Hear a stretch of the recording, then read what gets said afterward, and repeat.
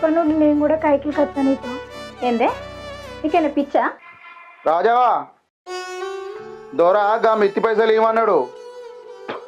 ఈ ఊరికి దొరపేడ ఎప్పుడు పోతుందో, మన బతుకులు ఎప్పుడు మారుతాయో. ఛీ!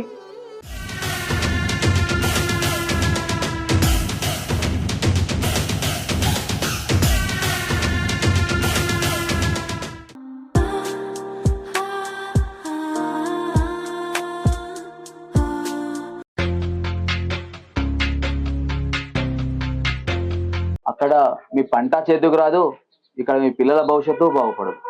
ఏంటిరా నీళ్ళొల్లి? నీకేమైనా పైసలు అవసరం ఉంటే అడిగి తీసుకుపో, లేదంటే నీ పొలంలో మళ్ళీ పంట వేయవు. పంట వేసినా అది కొనేటోడు ఒకడు ఉన్నాడు. ఈ దొరను, వాని బానిస సంఖ్యలను పెంచే ఒక ఆది పరాశక్తిలా తిరిగి రావాలి.